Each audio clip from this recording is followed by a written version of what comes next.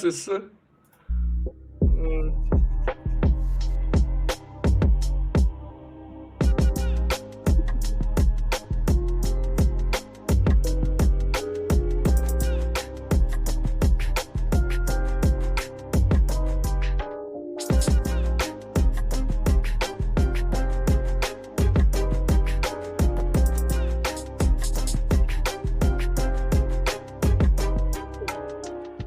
Bienvenue à l'Assistant Coach, le podcast de la NFL. Mon nom est Julien et je suis avec Marc-André et Marco cette semaine. Comment ça va les boys?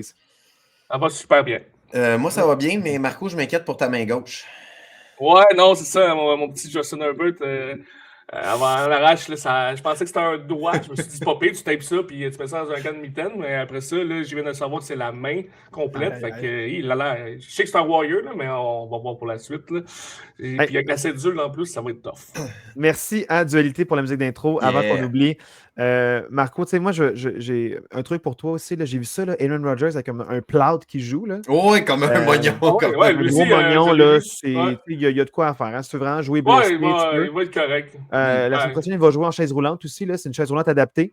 Bon, pour vrai, les mêmes matériaux que le casque, là, ça protège. Non, c'est ça. Très mobile, hein? Très mobile. Ouais. Marc-André, plug nos réseaux, puis ensuite, on va faire les retours de match. Donc, vas-y. Yes, sir. Donc, l'Assistant Coach podcast sur tous les réseaux. Pour vrai, vous êtes de plus en plus nombreux à nous suivre. C'est surtout sur TikTok que ça lève beaucoup ces temps-ci. Juste cette semaine, on a deux vidéos en haut de 1000 vues juste sur TikTok. Fait que c'est vraiment cool. Merci de nous suivre. Merci d'être là. N'hésitez pas si vous voulez nous suivre sur Instagram, YouTube, Facebook, on est là. Mais actuellement, c'est vraiment sur TikTok, ça lève. On a de plus en plus de commentaires. On a des interactions. C'est vraiment le fun. Fait que juste une couple de shout-out. Nate, il y a un gars que son nom est en arabe. Malheureusement, je ne lis pas l'arabe, donc shout-out à toi, mais je ne suis pas capable de lire ton nom. Vinny, Laurent Doucet, Boss, Jim, Mr. Sortir dans le dos, New Name, Gauss97 et Sacket Pocket, Jean Forêt, Michael Charette, Massinissa, Alex Silve, Zachary Billier, Hello The Voice, Jérémy Mainville, 05 Renault, Foden Jr. puis Jean-Michel. Tous des nouveaux followers TikTok de cette semaine. Fait que merci à vous tous. C'est vraiment cool. La communauté s'agrandit, c'est vraiment le fun. Moi, j'avais une suggestion à faire pour la NFL, puis Marc-André, peut-être que vous me rejoindrez. Losé aurait trippé, mais moi, j'ai une idée. Tu sais, Thanksgiving, il y a plein de matchs. Oui. Mais pas un calendrier de l'avant de la NFL. Un match par jour jusqu'à Noël. Ouais, là, faire les cédules pour savoir les jours de break, ça serait compliqué un peu, je pense. On pourrait tous les regarder, en tout cas. Marc-André, le Grinch. Marc-André, le Grinch de la NFL. Là. Ça, c'est ça qu'on a à dire. On a eu les meilleurs shows de mi-temps, je trouve que des fois au Super Bowl, on dit, on a eu un droit à M&M, Post Malone, puis je me rappelle plus de l'autre, par exemple, j'ai pas écouté vraiment toute la game, fait que... Plus populaire aux États-Unis. Des fois, les artistes, des fois, on les connaît moins, mais c'est des gros artistes, des gros noms quand même auxquels on a eu le droit. Ouais, c'était cool. Là, ça change de Carrie Underwood les dimanches là, avec son petit jingle d'une minute. Avec le Sunday night. Mais là, maintenant, on va faire le segment en rafale, puis on va parler de tous les matchs parce qu'on s'en parlait là, juste avant de vous spoiler. C'est que les devoirs de match, là, on est rendu vraiment plus que la mi-saison. On a parlé de presque toutes les équipes. Notre opinion est fondée, donc on va moins se faire de devoirs de match, sauf peut-être s'il y a exception. Mais normalement, on va vraiment skipper ce segment-là, puis on va revenir avec les classements une semaine sur deux et les Power Rankings l'autre semaine. Comme ça, on ne sera pas toujours en train de faire des Power Rankings dans le fond de qui va se rendre en éliminatoire au Super Bowl ou qui est dans le classement maintenant. Donc, on va alterner une semaine l'un, une semaine l'autre. Mais Marc-André part la musique et ensuite parle-nous des matchs de cette semaine. Qu'est-ce qui s'est passé dans la NFL? Yes, sir. Fait que, comme tu l'as dit tantôt, c'était la semaine du Thanksgiving. Donc, on avait plusieurs matchs sur plusieurs plages horaires. C'était vraiment cool. Tout ça a débuté par 3 matchs le jeudi. Donc, même si c'était Sunday Night Football, c'était quand même un jeudi. C'est quand même étrange qu'il l'ait fait en Sunday Night, mais bon, c'est quand même ça. Donc, ça a commencé à Détroit, un match Packers-Lyon. Un match vraiment dominé par les Packers. On a revu le Jordan Love du match contre les Steelers. J'en avais parlé que si Jordan Love était capable de garder ce standard-là, les Packers allaient être presque inarrêtables avec la défensive qu'ils ont. Puis c'est exactement ce Jordan Love-là qui s'est présenté. La défensive a bien fait. Les Lions sont en eau trouble. Ils sont à l'extérieur des éliminatoires actuellement et ils ont besoin d'aide d'ici la fin de l'année pour rentrer en éliminatoire. Donc, il y a des questions à se poser du côté des Lions. Puis les Packers sont look good. Surprise de. Dans Marc-André, surprise, juste une petite parenthèse. Oui. Malgré le score de 24 points des Lions, la défensive des Packers a volé chaud, selon moi. Ah, vraiment? Un match incroyable. Ça a été dur pour les Lions de rester dans le match. Ils ont été capables. Et les Packers ont été toujours eu un petit edge grâce à la défensive qui a vraiment bien fait ça dans ce match-là. C'est plate pour les Lions qu'on pensait faire les séries cette année. Puis honnêtement, trop de blessures mal timées. La O-line, je veux dire, est blessée au mauvais moment. Trop de blessures. Tu sais, Gibbs, c'est bien beau être Dieu, mais il n'a pas passé pendant tout 3 verges par carry. Il n'a pas passé contre les Packers. Puis pour vrai, je pense que je ne veux rien enlever à cette équipe-là des Lions. Puis je ne veux rien enlever à Dak Campbell qui a amené une philosophie d'équipe depuis, ça fait 3-4 ans qu'il est là. Mais sans blague, le départ de Ben Johnson change complètement l'allure de cette équipe-là. Puis on le voit ce qu'il fait à Chicago. Cette équipe-là, l'année passée, avait autant de blessures, sinon plus que cette année.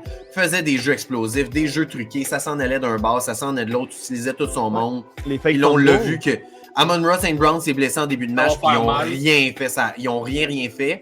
Ça change un game. Oui, c'est un step up, mais le changement d'aussi en plein milieu de la saison, un peu trop tard, selon moi, va leur faire mal. Trop de défaites en début de saison.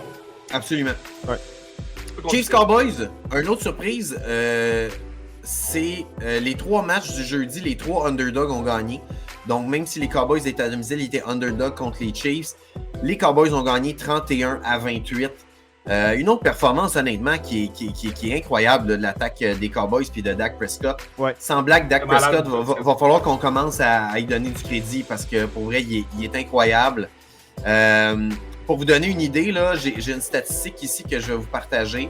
Dak Prescott, dans la NFL, dans le fond, sur toute la combinaison receveur et corps arrière, la meilleure cote d'efficacité de QB. Si on prenait juste les passes à ce wide receiver-là, le premier, c'est Darnold à Jackson Smith-Njigba qui est en train de manger la ligue. Puis Dak Prescott a le 2e et le 4e envers George Pickens, numéro 2, puis envers Jake Ferguson, numéro 4. Puis CeeDee Lamb n'est même pas là-dedans, c'est quand même fou. Fait que ça vous donne une idée à quel point Dak Prescott a une année incroyable. Puis il va falloir que ce gars-là rentre dans la conversation MVP parce que pour vrai, il porte cette équipe-là sur son dos depuis plusieurs années. C'est comme si tranquillement on est quand on dit on, je parle de la communauté football, est en train tranquillement de reconnaître à quel point ce gars-là est bon. Il est vraiment dominant, Dak Prescott. Il mérite son contrat qui a été largement critiqué, mais souvent c'était pas juste de sa faute. Un entraîneur-chef qui l'a vraiment ralenti aussi. Un ancien des Packers, je n'aimerais pas de nom, il n'est plus là, mais qui a fait une mauvaise job avec eux autres. Là, maintenant, ils sont mieux gérés. C'est inspirant, leur head coach. Je pense qu'il est aimé par les joueurs.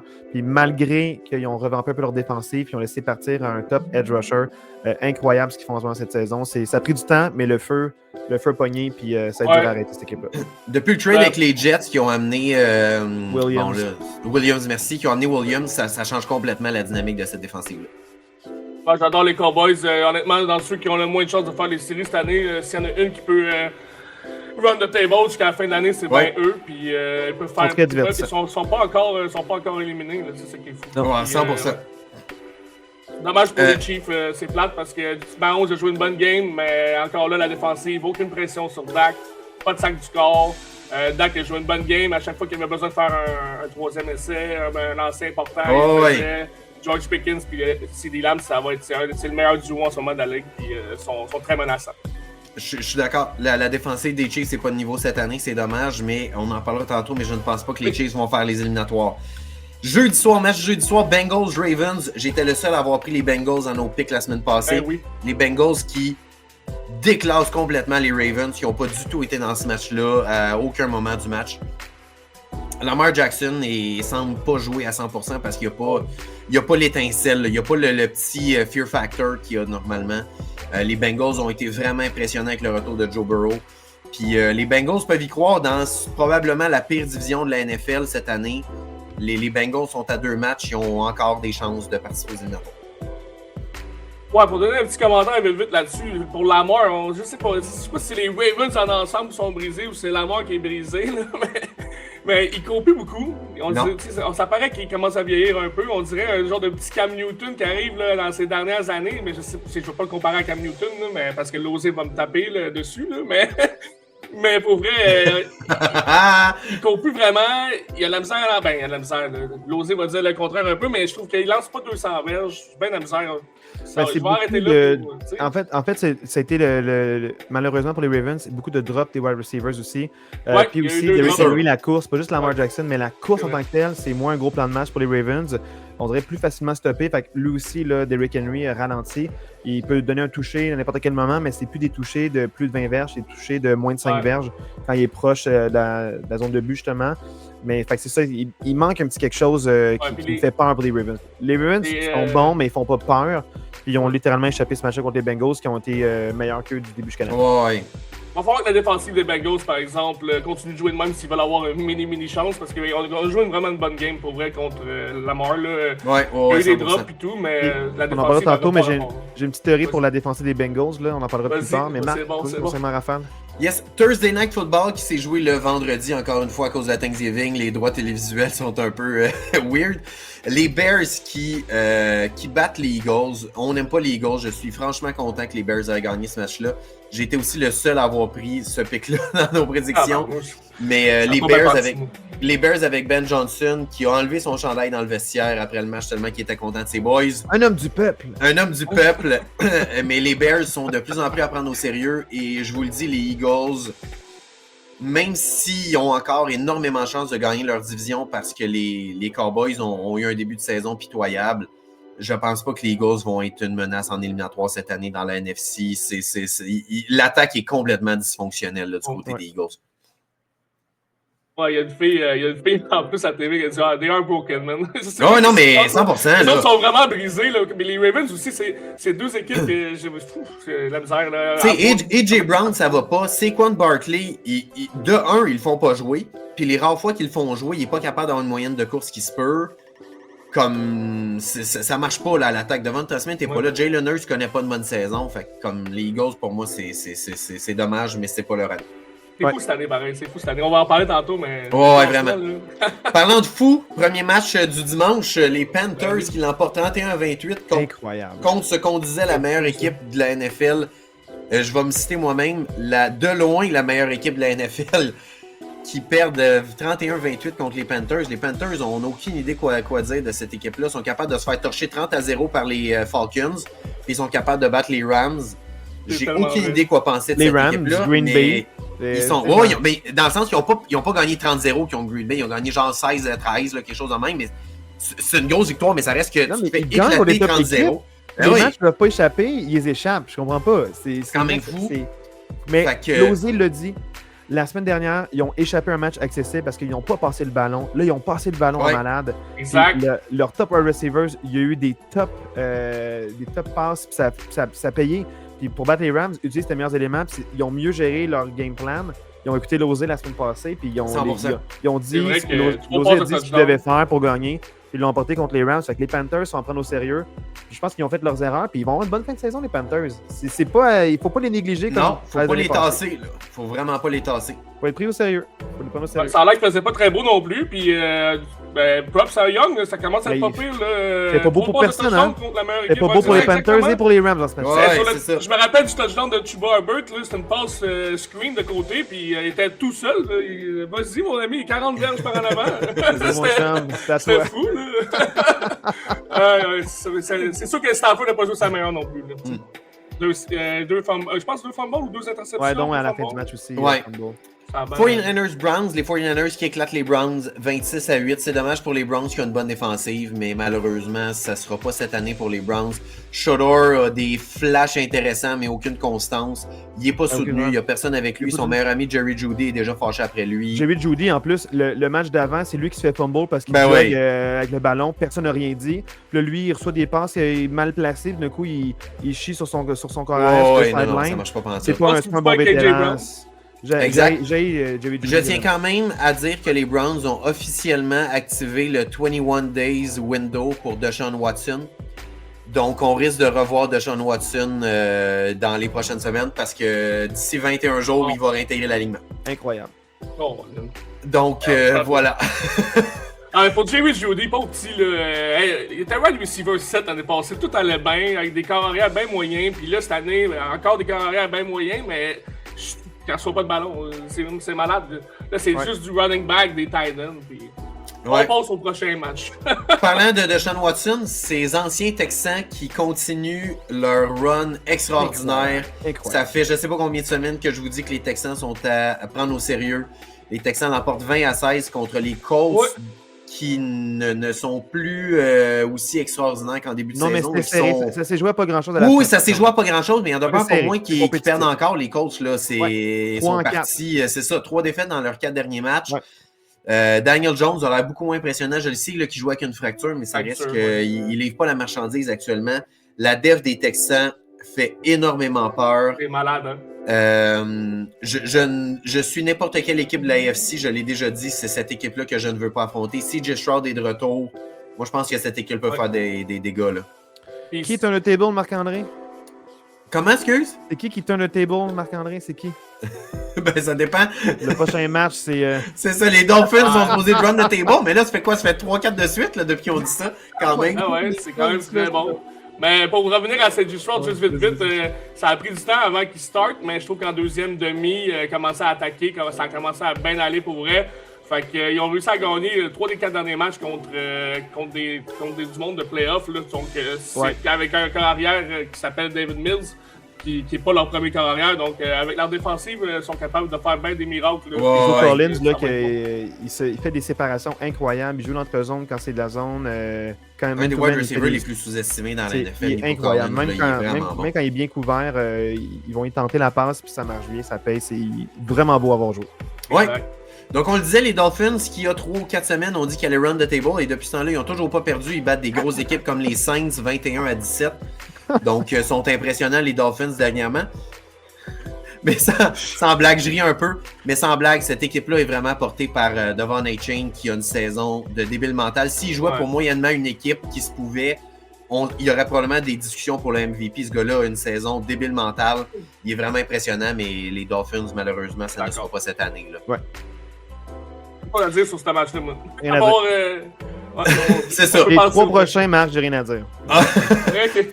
Falcons-Jets, un match d'équipe ordinaire, si on peut dire ça comme ça. Les Falcons qui sont capables de battre les Panthers 30-0, mais qui sont capables de perdre 27-24 contre les Jets, qui s'éloignent du premier choix overall. Les Jets, je ne sais pas trop quoi dire sur ce match-là. Ils ont des premiers choix, on a déjà parlé. Ils veulent une culture de gagnant. Ils veulent essayer de s'établir parce qu'ils ont quand même 5 choix de premier round dans les 2 prochaines années. Fait que je pense que c'est plus, ils cherchent à créer une culture gagnante. Fait que je préfère qu'ils gagnent des matchs comme ça qu'ils se font exprès de perdre. Pauvre Jets, pareil, parce que j'ai vu quelque chose passer, puis là, il disait le top 5 des meilleurs corps arrière de l'histoire des Jets, OK? Puis my God! Le 1 puis le 2, c'était des années 1900. Je peux même pas dire leur nom, là, je me rappelle plus parce que c'est trop compliqué, mais des années 50, des années 60, 65, l'autre des années 80, puis le numéro 5, c'était Mike White. Puis c'était le 3e QB c'est le 5e meilleur de l'histoire. Ben voyons donc. C'est Mike White, ouais, je te le jure. Oh my God. Puis, la jeune sensation qui a duré 5 matchs. Ah, ouais, exact. Puis c'est ça. C'est tout ce qu'on a à dire sur les Jets. C'est plate pour eux. Les Bucks qui l'emportent dans un match serré contre les Cards 20-17 et les Bucks se gardent en tête de leur division. À égalité avec les Panthers, ça sera pas facile pour les Bucks malgré le retour de Bucky Irving. D'ailleurs, ceux qui ont suivi mes props de bet en fin de semaine par rapport à Bucky Irving, vous sortez de votre dimanche avec quand même une pas de pire somme intéressante parce que les props de Bucky étaient très bas, fait que vous pouviez prendre des props vraiment plus hauts avec des retours plus intéressants qui sont rentrés. Fait que les Bucks redeviennent en santé, l'emportent 20-17. Ça va être de voir laquelle des deux équipes va être capable de s'envoler avec cette division-là parce que l'autre ne passera pas en wildcard. Fait que c'est une ou l'autre qui va passer. Oui, on a remis Bucky dans le bain directement. Puis c'est sûr que ça a été payant. Puis en tout cas, on va prier parce que les autres, on ne sait pas trop qu'est-ce qui se passe. Là. Ed Buka est ralenti. Tout. Ça a tout comme un peu ralenti, mais on verra avec la suite là, pour les autres.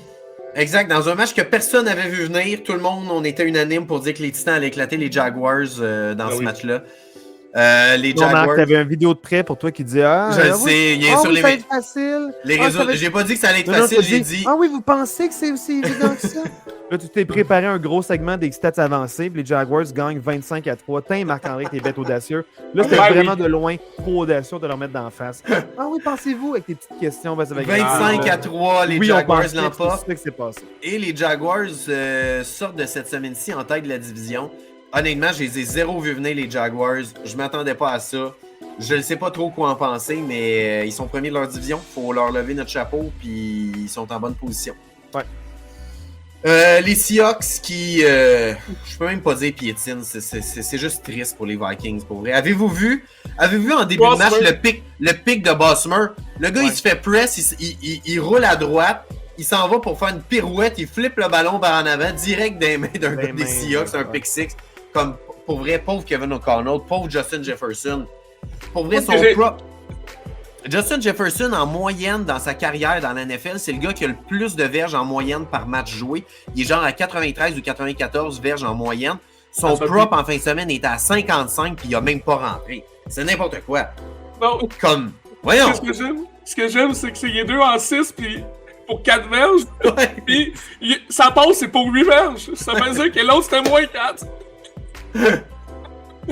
C'était triste. Ross Smith fait plus de passes à l'autre équipe qu'à son équipe. Ah, c'était malade. Ah, c'était malade. Mais ce match-là a démontré qu'il y a pire que JJ McCarthy. Ouais, c'est une grande. Ah, ouais, ça c'est sûr. C'est pas ça. du... Une Oh, chance, my God, c'est- si elle était là, les mots qu'elle aurait choisis, là. Ah, c'est ça. D'une violence. Les Chargers l'emportent malgré, on l'a dit en début, malgré une fracture à la main gauche de Justin Herbert. Les Chargers l'emportent 31-14 contre les pauvres Raiders. Les Raiders. Les Chargers, honnêtement, chapeau à eux qui réussissent quand même à sortir de ce match-là avec la victoire contre des rivaux de division avec leur QB qui se blesse à la main. Fait que c'est pas terminé pour les Chargers, même si ça n'a pas toujours été élégant cette année. Ils sont quand même encore en position de wildcard. On va pouvoir en parler plus tard, mais tu sais, Ouais. tout le monde s'en sort contre les Raiders. Ce match-là veut rien dire. Non, c'est ça. Il y a 2 semaines avant, ils se sont fait ramasser par les Jags. Puis là, la fin de la cédule des Chargers est vraiment... Ben, c'est la plus difficile, en fait. Ça a passé à la TV. C'est la plus difficile cédule de la NFL jusqu'à la fin de la saison. C'est les Chargers qui l'ont. Ça va être tough. Ça va être tough.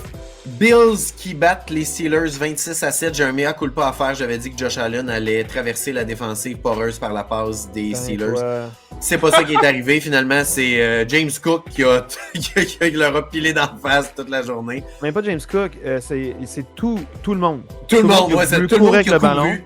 Les Steelers, en fait, c'est plus grave que tu penses. Ils n'ont jamais accordé autant de verges par la course à domicile de leur dans leur histoire. Plus le match avançait, puis plus c'est comme depuis Mike Tomlin. Non, depuis toujours. Depuis toujours, ouais. Depuis toujours, ils ont accordé leur plus de 300 verges par la course. C'était pas un mauvais call de Marc-André, là. Excuse-moi, je t'ai coupé, là, mais. Vas-y. C'est pas un mauvais call de Marc-André de dire qu'il allait se faire ramasser par la passe, mais tu sais, ils n'en ont pas de receveur. Non, c'est vrai, oui. Mais En fait, tu sais, ce qui s'est passé dans le match, juste pour un peu expliquer, c'est que les Steelers, peu inspirants à l'attaque, c'était dégueulasse. Le seul touché de 7 points qu'ils ont marqué, ça a pris un jeu exceptionnel de Kenneth Gainwell qui a pris le ballon à une main à 2 pouces du sol. Oui. Parce que même dans un screen à droite, Rodgers de lancer par terre au lieu de lancer à son running back. Ça a pris ça, plus Warren avec un gros catch dans zone de but. C'est les seuls points. Le reste, incapable de rien faire. La défensive se tenait. Là. Le match était 7-3 depuis un bout. Mais depuis la blessure à Patrick Queen, là, c'est là que la course a commencé à ouvrir. Puis il n'y avait plus personne. Patrick Queen s'est blessé, Pierre s'est blessé. Il est pas bon pour couvrir, Pierre. Il est bon pour blitzer quand même, puis arrêter de jouer au sol. Fait que là, ça comme 2 blessures ont toutes changé. Puis dès qu'ils ont commencé à courir, ils ont fait le même jeu, genre 6 fois de suite, puis ça marchait à chaque fois. Il y avait un premier essai. Fait que tant que ça fonctionne, bravo aux Bills. Quand tu cours avec le ballon, tu gagnes. Mais c'était pas inspirant, puis j'ai décroché les Steelers, c'est fini la saison. Je pense que je n'ai même pas écouté un match. J'ai plus de fun à écouter les Cowboys jouer qu'eux autres en ce moment. Fait que, on a des chances contre la mort cette semaine. On en parlera tantôt. match. Aaron Rodgers, ça va pas du tout. Non. Mais petit fun fact dans ce match-là. Après le match, Darius Slay a été wavé par les Steelers. Ils ont pris Les Bills ont été tellement impressionnés par sa performance qu'ils l'ont claim. Ouais, fait que c'est les Bills qui ont claim Darius Slay. Il n'a même pas joué, Slay. C'est ça. Fait que voilà. Donc Darius Slay poursuivra sa carrière avec les Bills. Ils ont signé tout ça pour faire la place pour Adam Thielen, qui avait été wavé. On a tellement besoin de wide receivers. Ouais, c'est ça. Pro Bowler de 2018. Je pense que la semaine passée, Julien, t'avais comme un peu praise Darius Slay en disant que ça fait mal. Non, pas praise. C'est qu'en début de ça? saison, il a aidé les équipes parce que nous, on n'a pas de cornerback. Dans le fond, c'est il ça. aidait, mais depuis que c'est blessé, match 2, très inconstant. Puis souvent, quand il commence le match, il ne termine jamais. Fait que quand il est en santé, mais ils l'ont juste wavé parce qu'il ne joue pas, parce qu'il est trop blessé. Ouais, Dans le fond, c'est juste une question de blessure. C'est pas une question de performance sur le terrain. Non, il n'est c'est pas ça, sur le ok. terrain. Ouais. C'était bon. Fait que c'est vraiment à cause de ça. Mais Marco, quand il joue, il n'est pas si pire comparativement aux autres cornerbacks. J'allais toujours aimer avec les Eagles. C'est plus le style qu'il était. Il a vraiment rendu des fiers en début de saison, mais les blessures ont fait qu'on l'a tassé. Broncos qui l'emportent dans le match du dimanche soir, 27-26 en prolongation. Et Très beau les match. Commanders étaient à ça de gagner parce qu'ils sont allés pour le 2 points. Chapeau à eux, tu ne joues pas pour la nulle, tu y vas pour la victoire. Tu l'essayes pour 2 points en prolongation. Ils étaient à ça que le ballon soit capté et de battre les Broncos. Malgré tout, les Broncos sont 10-2, sont au sommet de leur division, mais ça reste que cette équipe-là ne m'impressionne pas. Ils gagnent, puis chapeau, ils trouvent toujours une façon de gagner, puis c'est peut-être ça leur plus belle qualité, mais c'est pas une équipe qui m'impressionne parce que les Commanders, ce n'est pas une bonne équipe de football cette année. Ils n'auraient jamais dû être dans le coup contre les Broncos. Mais c'est la défensive qui a fait super bien contre l'attaque des Broncos. Puis c'était un beau match à regarder, j'ai vraiment très diverti. Ouais. Ça a pris du temps, très frileux en premier quart. Deuxième quart, back-à-back, 2 séquences de toucher. Puis là, le match s'est ouvert à partir de ce moment-là. Puis c'était vraiment un match divertissant.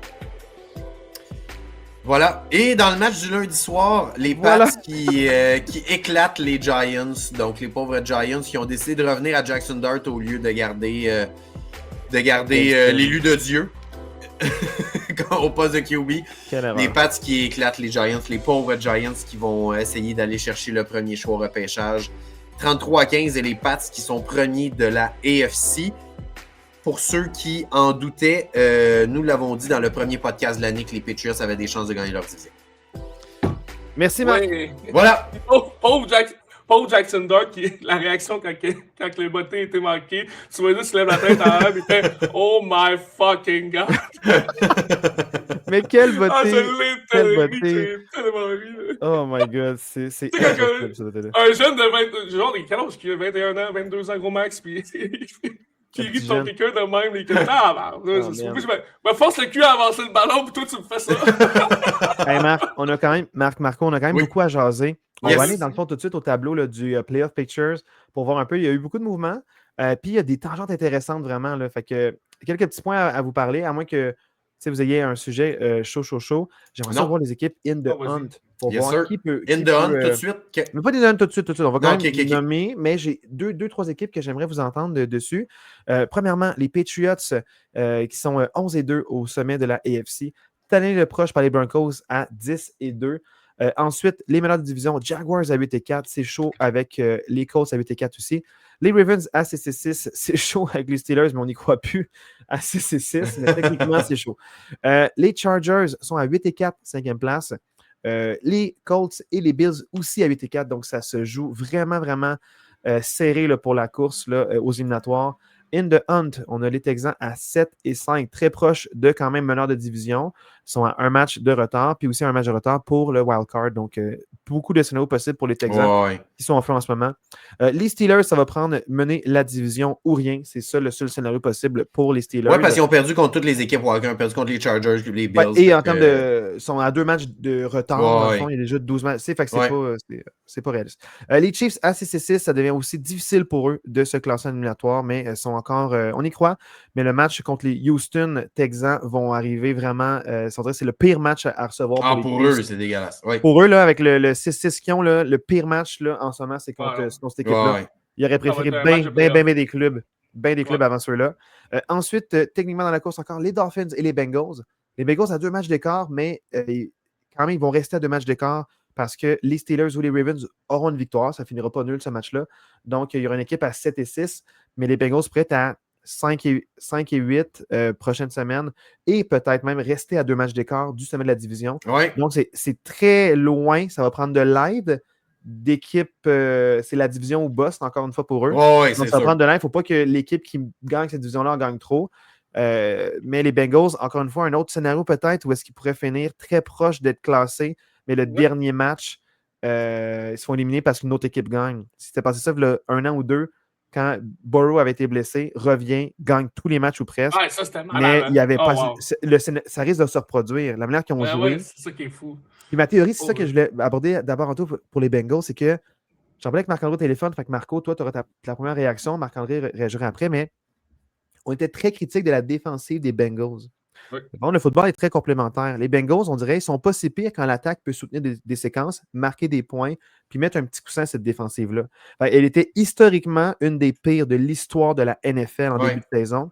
Puis là, on revient, on voit, j'ai même envoyé une vidéo, on voit des ajustements de l'attaque pour contrer la défensive des Ravens, marque des points, fait de la pression. Vous savez que les Bengals en défensive ont moins à faire. Puis même s'ils n'ont pas des top joueurs, ils ont été capables de limiter l'attaque des Ravens à pas grand-chose. Donc, on se rend compte que peut-être que les Bengals sont de moins meilleurs qu'on pense, puis la défensive n'est pas si pire quand l'attaque produit. Quand l'attaque enlève la pression, donne du temps de repos, puis dans le fond, ils peuvent se réajuster. On voit que la défensive, quand elle n'est pas surtaxée, n'est pas si pire que ça finalement. Absolument. Donc, ils pourraient créer la surprise. Est-ce que je suis en train de trop les encenser, donner trop d'espoir, ou vous y croyez quand même au projet des Bengals? Toi, Marco? Moi, pour vrai, on peut les comparer à la défensive des Cowboys au début de l'année. À un moment donné, tu t'ajustes, tu fais les ajustements nécessaires. C'est sûr que c'est pas la meilleure défensive. Là. Il va falloir qu'ils rajoutent des morceaux l'année prochaine puis tout. Là. Mais c'est sûr, comme tu dis, si Burrow réussit à garder le ballon le plus longtemps possible et avoir des temps de possession pour faire des grosses runs, ils peuvent gagner des games. Puis ce qu'ils ont fait d'accorder juste 14 points contre Lamar Jackson, c'est quand même c'est impressionnant quand même. C'est impressionnant. C'est comme leur mini-miracle de la saison. Ouais. Puis c'est con, là, ils n'ont pas beaucoup de chances de faire les playoffs, mais s'ils réussissent à répliquer ça dans les prochains matchs, puis toutes les gagner, ben il y a un scénario possible. C'est accessible quand même. J'ai vu les équipes qui restaient avant le podcast, j'allais voir les Bengals, je ne me rappelle plus par cœur, mais c'est des victoires qu'ils peuvent aller chercher quand même, là, ces Bengals-là. Oui, donc, c'est quand même accessible, là, je trouve. Marc-André, tu vas nous sortir ça? Exactement. Fait qu'en gros, les Bengals, ils jouent Bills, Ravens, Dolphins, Cards, Browns. Fait que tu sais, c'est pas une cédule. Tu sais, moi, le match qui va faire foi de tout, c'est cette semaine. Contre les Bills. S'ils sont capables de gagner contre les Bills, il y a une réelle possibilité que les Bengals wipe the table. Ils peuvent repeat contre les Ravens. Puis qu'ils finissent à 9 et 8. Les puis si tu finis à 9 et 8 dans cette division-là, c'est possible que tu gagnes ta division. Ça veut dire que tu as gagné tes 2 games contre les Ravens. C'est ça. Je sais pas c'est quoi que comparativement pour le reste, pour le tiebreaker, je connais pas les autres games contre leur division. Contre les Steelers, ils ont perdu une game contre les Steelers, puis ils en ont gagné une. Fait qu'ils sont kiff, fait qu'il faudrait voir le reste. Ouais, exact. Mais en tout cas, comme je te dis, il y a un scénario possible, là, surtout que dans cette division-là, personne ne semble vouloir la gagner. Ouais, c'est la division la plus faible, à 6-6 pour les Steelers, à 6-6 pour Lamar. Donc, non, tout est possible. Ils sont 4 et 8, puis ils sont pas morts. Moi, c'est comme si les Bengals, j'aimais pas mort, mais c'est comme si j'ai envie de voir un deuxième match avec Joe Burrow avant de me prononcer. C'est comme si là, c'est comme s'il revenait, il y avait comme un gros buzz. Mais j'ai hâte de voir cette semaine contre les Bills. C'était juste un buzz d'une game, puis là, c'est comme, bon, il est revenu, on revient à nous-mêmes, ou ils sont capables de bâtir là-dessus. Fait que moi, c'est comme si j'aimerais ça pouvoir dealer mon opinion à la semaine prochaine. Je pense que les Bengals ont déjà prouvé qu'ils peuvent terminer très chaud en fin de calendrier, puis ils l'ont fait historiquement. Ils l'ont fait par le passé. Les années avec Burrow quand il était là. Moi, ce qui m'inquiète beaucoup, c'est que les Steelers ont eu 2 fois contre les Ravens, puis les Ravens risquent de gagner. Dans le fond, une deuxième fois. Fait que c'est comme un match de plus. Dans le fond, c'est que si les Ravens gagnent leurs 2 matchs contre les Steelers, les Bengals, c'est out. Parce que dans le fond, ils vont être à 8 et 6. Fait que, puis les Ravens, il leur manquerait un match de plus. Puis ça pourrait être le match contre les Bengals. Fait que même s'ils win out et finissent 9 et 8, quand ils vont le faire, selon moi, les Ravens vont gagner 2 fois contre les Steelers. Puis ça va faire que ils vont être 7, tu sais, le dernier match de saison, ils vont être 7 et 6, ils vont gagner ce deuxième match-là, fait que la fiche interdivision est boostée, ils vont gagner 2 fois, fait que là, dans le fond, il leur reste un match à aller chercher, puis 2 consolides. Moi, j'ai un petit, un point d'interrogation à soumettre. Steelers, puis Lamar, tu peux peut-être pouvoir parler, pas Lamar, mais Baltimore, tu peux peut-être pouvoir m'en parler plus que moi, là, mais il me semble que ça a toujours été historiquement très serré. Vrai, moi, je suis pas si sûr que ça la que les Ravens défensive. Je suis pas si sûr que ça va être un wipe. Marco, en fait, souvent les victoires des Steelers, c'était par des jeux, mettons exemple, la passe échappée de Mark Andrews, que s'il attrape la convertie de 2 points, il gagne le match. Ça a pris des catchs d'Antonio Brown qui étire genre la main pour lui marquer un toucher. C'est toujours extrêmement serré, puis avec l'attaque qu'on a en ce moment, je ne vois pas comment ils peuvent gagner. La défensive va tenir son bout contre Lamar, ça va prendre du temps. Ça va prendre du temps, ils vont faire des revirements, ils vont mettre beaucoup de pression, ils savent le contenir, ils ont un plan de match pour lui puis les éléments pour essayer de le contenir. Mais je vois pas comment les Steelers ont marqué. En fait, j'attire votre attention, les gars, gars, sur le fait que, parce que j'ai allé chercher une stat intéressante aujourd'hui. Les Ravens et les Steelers, même s'ils sont les deux avec une même fiche à 6-6, les Ravens sont à 66% de participation aux éliminatoires, puis les Steelers sont à 32%. Ouais. La raison est simple, c'est que si les deux équipes finissent à égalité avec la même fiche à la fin de la saison, faut que les Steelers gagnent les 2 matchs contre les Ravens pour avoir le tiebreaker. Le tiebreaker. Fait que ce que ça veut dire, c'est que si les Steelers et les Ravens, ils splitent les games puis qu'ils finissent égales, c'est les Ravens qui passent. Fait que pour que les Steelers gagnent, pour que les Steelers passent, c'est pas compliqué. Il faut que les Steelers, ils wipent les Ravens. T'as pas le choix. Faut que tu gagnes tes 2 matchs contre les Ravens. Pour les Bengals, ça serait mieux qu'ils splitent, je pense. Oui, pour les Bengals, oui. Mais là, je te parle pour les Steelers. Pour les Steelers, t'as pas le choix de wiper les 2 matchs. Ouais, mais les Steelers ne gagneront pas 2 matchs contre les Ravens. Non, mais qu'est-ce qui est bon pour toi, Julien, vu que tu es un fan des Steelers, c'est que Lamar, depuis 3 semaines, c'est catastrophique. Ah, mais c'est parce que c'est pas. Non, les Ravens, je suis pas chaud sur les Ravens. En ce moment, c'est la pire division. Puis la meilleure équipe là-dedans, pour moi, c'est les Bengals, mais ils arrivent trop tard sur le portrait à cause de la blessure de Burrow. Les Ravens ne m'inspirent pas confiance, mais les Steelers m'inspirent encore moins confiance pour les Ravens. Enfin, c'est ça, je ne veux pas être pessimiste, je suis très réaliste. Je ne vois pas comment les Steelers, avec l'attaque actuelle, ça va prendre des gros shake-up, plus de risques. Moi, je n'ai pas du tout aimé avec Aaron Rodgers, avec Mason Rudolph. Contre les Bears, ils ont beaucoup mieux paru. Puis les Ravens ont une défensive très similaire à celle des Bears. Middle of the pack, peuvent mettre de la pression, ont un bon plan de match contre les Steelers aussi. Mais si on a Mason Rudolph, qui a les reps de numéro 1 puis qui joue, je crois plus que si c'était Aaron Rodgers, qui se fâche après ses wide receivers, qui envoie la balle dans le milieu de nulle part parce qu'il dit tu aurais dû être là, au lieu de le lancer à son receveur puis faire un jeu qui est risqué. Hey, il fallait que tu sois là, fait que je l'envoie là, c'est ton problème. Moi, là, être fâché qu'il n'a pas pris la bonne route. Il n'a pas pris la bonne route, lance-y-donc où il est. Ouais. Au lieu de où est-ce qu'il aurait dû être. Tu n'envoies aucun message positif en faisant 100%. ça. Puis quand il faisait ça à Green Bay, on s'en parlait, Marc-André. Ah oui, ça me faisait chier. Ben oui, comme. Puis, des bébites, les carrières. Le ballon est part, puis il était censé être là. On n'a pas besoin de ça, mais si Mason Rudolph joue, ou même à la limite, fais jouer la recrue. Tu sais, tu n'as rien à perdre. Rendu là, fais donc mais tu peux pas faire ça à Rodgers, il va pourrir ton vestiaire. Tu peux pas le bencher. Je sais, mais tu peux le couper, puis les Bills vont le prendre. Ouais. L'autre affaire qu'on peut dire, est-ce que les Bengals ont vraiment été forts défensivement contre Baltimore ou si c'est les Baltimore qui ont profité de la défensive foreuse de c'est une bonne question. On va savoir. C'est pour ça que je dis, moi, je veux dealer à la semaine prochaine mon opinion sur les Bengals. Je veux les voir cette semaine. Si j'élargis un petit peu la AFC hors de cette division-là, parce que clairement, dans cette division-là, il y a juste une équipe qui participe aux éliminatoires. Ça va être le gagnant de division, puis c'est tout. Je regarde le reste. On a Jaguars, Chargers, Colts et Bills. C'est 4 équipes qui sont à 8 et 4, je m'excuse. Moi, vous connaissez là, mon opinion sur les Texans. Moi, je suis convaincu que les Texans vont participer aux éliminatoires. Moi, je pense que les Chiefs, c'est mort. Honnêtement, moi, je pense que les Chiefs, c'est mort parce que moi, je pense qu'ils vont perdre contre les Texans cette semaine. C'est sûr que s'ils perdent, c'est fini. Exactement. Fait que ce que ça veut dire, c'est qu'entre Jags, Chargers, Colts et Bills, il y a une de ces 4 équipes-là qui va sortir au détriment de Houston, selon moi. Puis l'équipe qui va sortir, d'après moi, c'est probablement le perdant du match entre Jaguars et Colts qui jouent un contre l'autre cette semaine. Je pense que le perdant les Bills, c'est pas contre Cincinnati. Peut-être les Bills contre Cincinnati. Mais je te parle pas de l'équipe qui va sortir la semaine prochaine. Je te parle de l'équipe qui participera pas aux éliminatoires. C'est con à dire, là, mais les Jags, je les aime pas, OK? Puis je te garantis, ils peuvent ne pas faire les playoffs encore. Mais je te dis, ils peuvent ne pas faire les playoffs encore, mais leur route pour les faire est beaucoup plus simple que les Chargers. Puis c'est con à dire, je suis un fan des Chargers, là, mais je suis vraiment objectif quand je dis ça. Puis si tu regardes la cédule des Chargers, là, il y a un scénario où ils peuvent perdre les 5 dernières puis pas faire les playoffs. Donc, je sais pas, mais pour le moment, les Chargers, il va falloir que. Je pense qu'ils jouent contre les Eagles cette semaine. Mais regarde ça, on compare. Là, les Colts vont gagner contre les Jaguars. Hey, check ça. Là. Eagles, Chiefs, Cowboys, Texans, Broncos. Là, c'est fucked up comme cédule. Là. Fucked up. Tout le monde se bat pour les. Ben, tout le monde. Soit c'est des playoff teams, ou soit du monde qui se battent pour leur vie. C'est fou, là. Tu vas peut-être avoir les Broncos qui vont reposer des joueurs la dernière semaine, là, mais même là, ça reste mais que... Peut-être qu'ils se battent pour le first seed, peut-être pas. Donner des grosses adrénaline à O'Marion Hampton qui revient peut-être cette semaine parce que, honnêtement, à cause de la blessure à Herbert, ils vont courir beaucoup plus. Tu n'auras pas le choix. Ils vont avoir du screenplay à côté. Puis les receveurs, ça va être beaucoup moins. Fait que non, regarde, tu check le line-up. Texas, c'est les meilleurs contre c'est fou, là.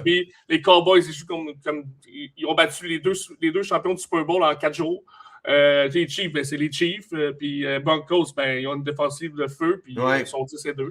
Les Cowboys, les on en a Eagles, une derrière eux on va savoir cette semaine si les Eagles sont vraiment brisés. Là. Ouais. Cette semaine, je trouve que Chicago a montré le blueprint à tout le monde comment battre les Eagles, c'est-à-dire courir. Passez pas le ballon, fait que si jamais les Chargers font la même affaire que Chicago puis ça marche. Non, mais courir, c'est quand même dur contre les Eagles, parce qu'il y a quand même une bonne ligne, un bon front défensif. Courir, oui, mais tu peux pas juste courir, parce que dans le fond... Mais vendredi, c'est une des rares fois que j'ai vu 2 running backs clencher des 100 verges, puis ils ont juste. Mais Javonte Williams, pour les Cowboys, on sait qu'il est bon. Là, puis l'autre aussi, c'est pas un petit deux de pique. Là. Ouais. Mais là, si jamais, on va peut-être parler là, de la NFC avant de parler de la AFC. Oui.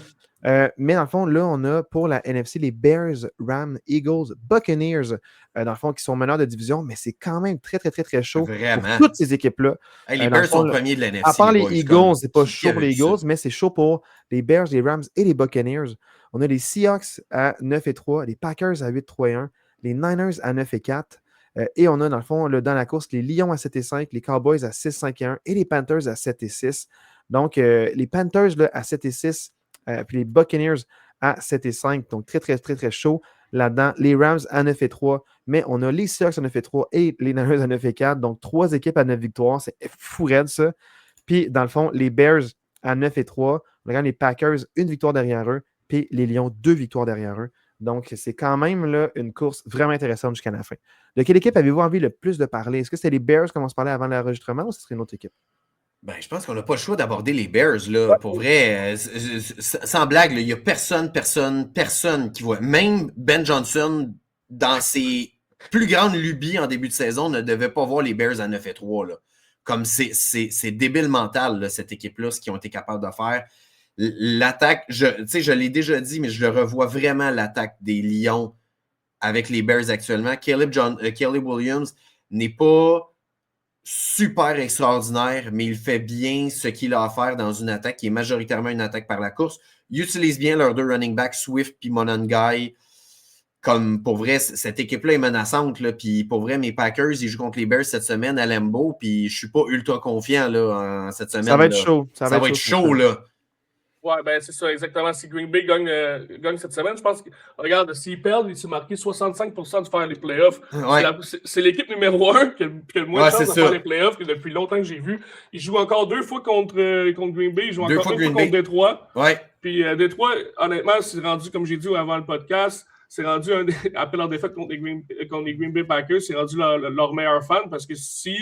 Dans un scénario où les Green Bay gagnent les 2 matchs contre Chicago, puis que Détroit s'en sort avec ces 2 autres matchs, puis gagne la dernière game de la saison contre Chicago, ça se peut que Chicago ne soit même pas dans le portrait. Tu sais. Ouais. Fait que ça peut être très drôle comme revirement de situation si ça arrive. Mais honnêtement, j'ai vu Chicago contre les Eagles, puis Ben Johnson avait un bon script. Il est allé avec ce script-là, puis comme j'ai dit tantôt, il a montré à tout le monde comment battre les Eagles tantôt. Là, fait que, mais les Bears sont inspirants quand même, je trouve. La manière qu'ils jouent, c'était le fun à voir. Ouais, c'était bien contre les Eagles. Hein. Puis, tu sais, la défensive fait bien la job. Tu sais, même, Marc, t'es pas un grand fan, mais moi, je trouve qu'ils ont super bien fait contre les Eagles. Ils ont vraiment muselé. Tu sais, on parle des studs quand même au niveau tight end, running back, puis wide receivers, puis ils ont été quand même capables de vraiment bien faire contre eux. Fait que oui, c'est brisé, mais ils ont quand même beaucoup de potentiel. À n'importe quel moment, AJ Brown pourrait te mettre un 150 verges, 2 passes de toucher. Ils ont le potentiel. Je suis d'accord avec toi que les Eagles ont un potentiel, pas là, mais ça ne marche pas. Ça il faut faire la job quand même. Parce qu'ils ont quand même gagné, les Eagles, quand même 8-4. C'est pas genre des petits counes, là. Tu arrives, là, ils sont à 8-3, ils sont à prendre au sérieux. La défensive fait la job, ils te musellent. Oui. Fait que tu sais, tu as quand même marqué tes points que tu as marqués. Je suis d'accord. Tu as quand même été capable de les arrêter alors qu'ils ont un potentiel de te piler dessus et de faire une séquence de 9 minutes.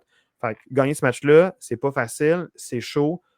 Puis, ils ont été capables de tenir ça jusqu'à la fin. Fait que chapeau aux Bears. C'est quand même inspirant de voir la manière qu'ils l'ont fait. Cette semaine, on a comme 4 gros matchs à regarder. Là. Premièrement, Houston qui peut prendre la revanche de l'année passée contre KC en saison régulière pour les éliminer complètement du portrait. Tu as Dallas qui va jouer contre Détroit, je crois. Oui. Eux, ils se battent pour run the table pour faire les playoffs. Tandis que Détroit, s'ils perdent ce game-là, c'est fini, hors des playoffs. Même chose pour, j'oublie, on parlait tantôt Baltimore contre Pittsburgh. Aussi, ça va être un gros match pour eux. L'autre m'échappe, il faudrait que je check la liste, mais l'autre m'échappe. Mais c'est ça, c'est 3 gros matchs à regarder sûr et certain ce week-end. Là. Puis, tu sais, dans la NFC, il y a une réelle possibilité qu'une équipe à 11 victoires ne participe pas aux éliminatoires. C'est possible. Incroyable. Ça serait possible que, mettons, les Lions gagnent 4 de leurs 5 derniers matchs, mais qu'ils ne participent pas aux éliminatoires. Ça serait une réelle possibilité. Ça serait quand même fou. Puis j'attire un peu comme je l'ai fait dans la AFC. Les Bucks et les Panthers ont exactement ou presque la même fiche actuellement. Les Bucks sont à 7,5, les Panthers sont à 7,6. Les Bucks sont à 81%, puis les Panthers à 22%. La raison, c'est vraiment la cédule. Parce que les Panthers sont à baisse cette semaine. Ils jouent contre les Saints, donc un match plus prenable. Il reste 2 affrontements l'un contre l'autre, puis les Panthers affrontent les Seahawks. Fait que c'est vraiment ça la... Mais en même temps, ils ont battu les Rams. Fait que, tu sais... Oh oui, c'est clair. Puis de leur côté... Ouais. De leur côté, Tampa Bay affronte... Tu sais, c'est ça la différence. C'est qu'à part les 2 matchs un contre l'autre, les Bucks affrontent Saints, Falcons et Dolphins, qui sont des équipes un peu plus prenables que les Seahawks, mettons. Mais Panthers, week 16 et 18. Oh, oui, c'est fou, ça, 16 et 18 un contre l'autre. C'est la différence. Oh, oui, c'est là que ça va jouer. Que ça commence aux Panthers. Là, dans le fond, imagine, ils gagnent ce match-là, ça peut être vraiment chaud semaine 18. C'est l'équipe avec le win and in, ça se peut que ce soit ça. Là. Ouais. Mais c'est l'équipe avec le plus petit pourcentage de faire les playoffs, en ce moment à 29, qui ont leur destin entre les mains. C'est-à-dire que s'ils gagnent tous les matchs, ils font les playoffs. Tu comprends? 100% raison. Puis, dans le fond, qui ici, s'ils gagnent tous leurs matchs, il faut qu'ils prient pour un meltdown des Colts. Puis si les Lions veulent faire les playoffs, il faut que Chicago meltdown complètement. C'est ça. Fait que c'est ça le scénario. Là, Hey, les gars, c'est le temps de vous montrer nos prédictions. Hey, juste avant, vas-y, Marc. Juste avant, j'ai un petit Super Bowl odds actuellement, donc pour les paris pour les preneurs au livre à la Vegas. Chiefs 9e. Donc, selon les preneurs au livre à Las Vegas, numéro 1, les Rams, 2e, Seahawks, Packers, 3e. Je suis quand même étonné que les Packers soient 3e. Ce qui m'étonne encore plus, c'est que ce soit les Bills 4e. Je la cache pas. Eagles 5e, Pats, égalité avec les Eagles au 5e rang. 7e Broncos, 8e Colts, 9e à égalité KC et les Ravens. Donc, pour ceux qui voudraient faire des petites prédictions de Super Bowl, il y a 4 de la NFC. Ben oui, les meilleurs odds, il y en a 4 de la NFC dans le top 5. C'est quoi? C'est pas une grosse. C'est les cotes, hein. Fait que les cotes sont pas des grandes différences, mais tu peux facilement switcher des Pats avec Green Bay, mettons. Puis, moi, je suis quand même étonné que les Bears sont pas là dans les 10 premiers. Là. Moi, je suis quand même étonné que... Ce que ça veut dire, c'est que les preneurs au livre s'attendent probablement que les Packers wipe les Bears. Moi, je sens les Bears sont éliminatoires. Moi, je sens le disrespect sur les Texans. Voir que mais les Texans non plus sont pas là. Les Chiefs sont là, puis les Texans sont pas là. Ils dorment au gaz. C'est le temps, ça veut dire que c'est le temps d'aller bêter le Texan au Super Bowl, parce qu'ils n'ont pas des bonnes odds. Ici, s'ils perdent contre Texans, ils tombent à 9% de faire les playoffs. C'est terminé pour eux. Là, c'est terminé. Il faut vraiment qu'ils run the table, puis qu'il arrive des miracles avec les Colts qui perdent un peu avec Daniel Jones qui est blessé, puis pour qu'ils fassent les playoffs, mais c'est pas mort encore. Honnêtement, fait que je voulais juste vous montrer ça pour terminer notre segment éliminatoire. Là, c'est le temps, dans le fond, de parler de nos prédictions. Yes, sir! Qui a bien fait ça? Marco, excellent départ. Je crois que tu étais 0,5, c'est tout ça? 0,6. 0,6, Marco. Je pensais que c'était 0,4. 1, c'est 8 premiers. Ben, j'ai fini quand même positif, hein, 9 et 8, genre. T'as fini 9 et 8. T'as fini Steelers, oui. Yes! Je n'attendais pas à ça. Wesh. Dans le fond, le gagnant de la semaine, c'est Marc-André avec une fiche de 12 et 4. C'est 2 bonnes semaines de suite que j'ai quand même. Suivi de Losé, 10 et 6. Et dans le fond, moi, je suis à 9 et 7 et Marco. 9 et 7, ça se peut pas. Ça se peut pas. T'es sûrement meilleur que moi. Tu vas être 10 et 7. 4, 5, 6, 7. 10 et 7. Qu'est-ce qui se passe là? Il y a des erreurs partout. Là. C'est peut-être moi qui ai une erreur d'abord. 2, 3, 4, 5, 6, 7, 8. Ah, t'as 8 et 8, Marco, je m'excuse. 8 et 8, Marco. T'es 8 et 8, il y avait 16 games. Je pensais avoir une fiche positive. Là, il faut que tu rechanges le total, man. 101, 61. Ok, c'est bon. Ma fiche totale était bonne, c'était ça ici qui était pas bon. C'est bon. Est-ce qu'on a un nouveau premier ou non? C'est Losé maintenant? C'est Losé. Dans le fond, la semaine passée, Losé avait pris les devants, mais on a un nouveau deuxième. Je suis rendu deuxième devant Marco. Hey, Marc-André, là, je suis rendu bon dernier. Je n'ai même pas encore Ouais. 100 pour une prévision. Mais au moins, Marc, je t'ai devancé dans notre fantasy football. Tu es rendu Oui, voilà. 4e, puis moi, je suis rendu 3e. C'est ça. Tu es à ta 3 défaites défense, de c'est quand suite. même Tu serré, as des là. bons bêtes. Tu pries pour les bonnes équipes. Mais je te bats dans le Fantasy-wise, ça marche pas. Fantasy, je te bats, Marc. Ça va pas. C'est quand même très serré, pareil. là. Il y a personne qui est dans le champ. Là, tu sais. Non, absolument. Très serré. Là, dans le fond, maintenant, on va parler des matchs la semaine prochaine. Dans un autre podcast, hein, dans le fond, on va faire une pause maintenant. 49 minutes. On a battu notre record là, parce Yes, qu'on ne sir. parle plus de Ouais, devoir ça a de bien match. été. On va Ouais. se répéter.